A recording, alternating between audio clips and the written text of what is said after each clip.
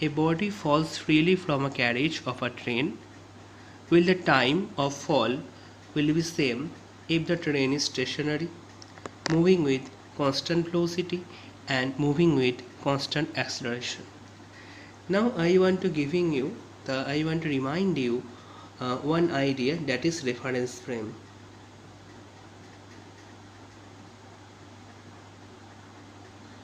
And reference points that I have told in the case of rectilinear motion, the first lecture of rectilinear motion series, I have told about this. And here I want to tell you the velocity of the reference frame is the velocity of the body here. Okay, so the velocity of the reference frame, we can say this is the velocity of the reference frame is equal to the velocity of the body if the body is kept within that frame. Here a body falls from a carriage of a train, so train is our reference frame here. Okay, so if I consider this is a train, significantly but symbolically, if I consider it is a train, okay, and it is at first it is said it is stationary, so I write down this thing as stationary, that is it is at rest. So if a particle is here, if a body is here, what is the velocity of it? The velocity of it is obviously this is u equal to 0.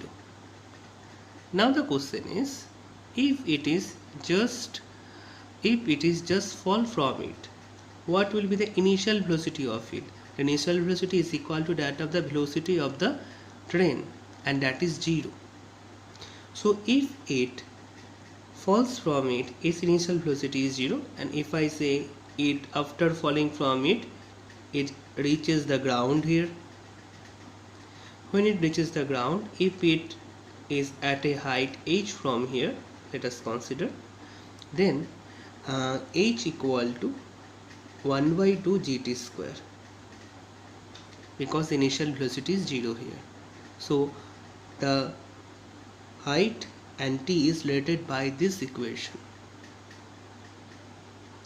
Next is said it is moving with constant velocity. So now the train that I have considered as a reference frame, now it is moving with constant velocity. Let us consider velocity is u, and we consider that the train is moving in that particular direction. Now if the body is in it, then it also have the same velocity as that of the train. So if it is fall from here, now the body also have a horizontal velocity u. Now it is fall from here, its horizontal velocity is u. Now it is not fall like this and reach the ground. If it is at a height h from here, it is not fall like this, but it starts moving like this way and fall somewhere here. Okay, so if I analyze this, particle is falling, if I analyze at any point, the particle is falling downward, and u is the velocity which is the constant here and acting along this horizontal direction, but the body is coming downward due to the gravitational pull, and the acceleration due to gravity is downward direction. Okay, acceleration due to gravity is in a downward direction, so the body is coming downward. If we can write down minus h equal to the initial velocity along the vertical direction is 0. If I say what is initial velocity along these directions, along the horizontal direction, if I want to write along the horizontal direction, that is the x direction, the velocity is u. Along the vertical directions, that is along these directions that I have considered as the y-axis, and it is as the x-axis in the previous questions. So along the y-axis the velocity is 0. Okay, so if I want to analyze the motion, along the negative y-axis, then it will be minus of h. That's why I am writing here minus of h 0 into t plus of minus of g into 1 by 2 into t square. This is the equation. So it is falling due to this equation for the vertical. This is the for the vertical, but along the horizontal it also have a velocity. That's why due to the composite of these two, the particle is moving along these directions. If I want to find out the velocity, what is the velocity here and what is the velocity when it strikes at this point, if I want to find what is the velocity, let us the time taken by the particle to reach from here to here is capital T. Okay, so what will be the velocity of the particle? That is the uy, is the initial velocity, is equal to vy gt minus of gt. Since the particle is moving in a negative y direction, here should be a negative. So what is the value of vy? What is the value of this vy? That is the velocity along the y direction. That is should be equal to gt, g into capital T, since the after capital T time it reaches here. So this is the thing. So obviously the motions here is not the same thing as that of it.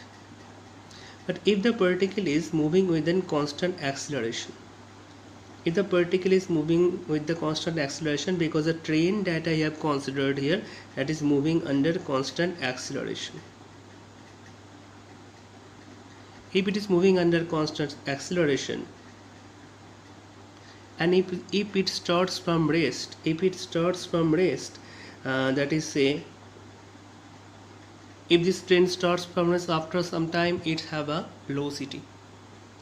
So at any time the velocity is governed by the equation v equal to u plus at along this x direction. But if the particle is falling from here, it have this horizontal velocity, but due to the gravitational pull the particle starts falling. So due to both of these two, particles have a resultant motion in this direction, so it will follow this. Okay, and now here if I want to say what is the velocity along the x direction, the velocity along the x direction is not a constant. Okay, it is now a function of time. Now the velocity along the x direction is a function of time, and you can say it is the u plus at. Okay, so it is continuously increasing as the time passes, as the time goes on. The velocity of along the x direction is continuously increasing, but there is no change in the velocity because it is under constant acceleration. Just like this, there is no change in the y component with this and this. These y components, there will be no variation, but in x component there is a variation. So in this case the particle just falls down. In this case the particle have a definite and constant range since u is a constant, but here with time the particle's range is function of time, and its range is greater than that of the case 1 and case 2. The range 3, in case of 3 the range is greater than that of the 1 and 2.